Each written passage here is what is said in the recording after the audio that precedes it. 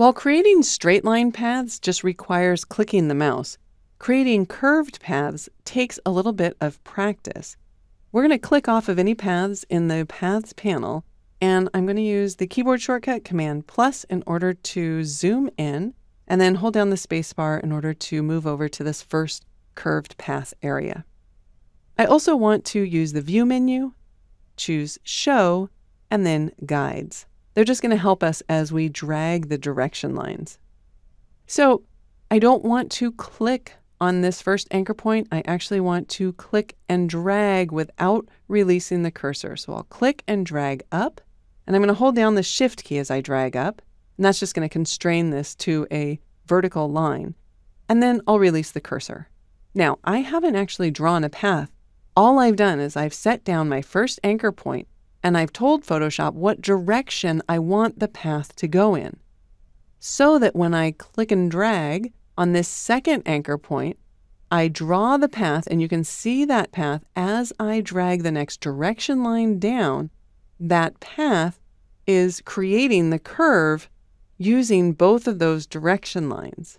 So the first direction line made the path go up, and then this direction line, as I dragged it down, on the back end, because they're parallel to one another, it's dragging this up. All right, now I want the path to go down, which is great because that's the direction line that I've just dragged out. But here I want it to start curving and going up. So I'll click. And then again, if you want to hold down the Shift key to keep that a vertical line, you can do so.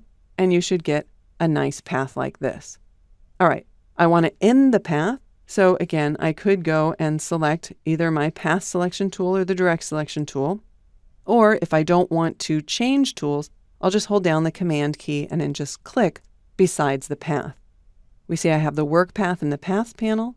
I'll double click on that in order to save that path. So now in this next shape, I want the first path to start going up, but then I want to create this wave. So I need to click here and drag up to set the first direction line. Then I'm going to click and drag up again, and then click and drag up a third time. So I'll tap P to select the pen tool again. I'll click and drag up to set the direction line for the first curve. Then I'll click and drag up again to set the direction line for the next curve. And then I'll click and drag up one more time in order to set the direction for that next curve, and now I get this wavy line. All right, because I still had path 3 selected, Photoshop has added this path to it. That's fine for now. I'm going to hold down the Command key and click to the right of the path in order to deselect it. Then I'll hold down the space bar to temporarily access the Hand tool so that we can see the third path that we're going to draw. So in this case, I need to click and drag on the first square here. I'll click and drag up, which will set my direction going up. Then I'll click and drag down in order to set the next direction line to go down. And then all I need to do is click at the starting point in order to close the path. So we'll click and drag up. Then I'll click and drag down. And then to close the circle, all I need to do is click on the starting point. Now, if you ever want to make any changes to any of the anchor points, again, I could just switch to the Command key, but let's see what happens when I use the Path Selection tool. I'll click off the path so that right now none of the paths in Path 3 are selected. But when I click on the path, you'll notice that the Direct Selection tool selects the entire path. So I could easily move that path. If instead I choose the Direct Selection tool, and then I just click on one anchor point, well, that one becomes selected, and I know it's selected because it's filled. So I would only be moving that anchor point. I wouldn't be repositioning the other one.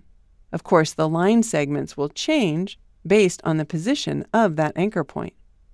I could also select any of the direction lines and change them in order to change the shape of the path. All right, let's deselect Path 3 so that none of the paths are selected in my document, and choose File, Save As. I'll append this with O2. Save it as a Photoshop document. clicking Save. And there you go. That's how you create simple curved paths in Photoshop.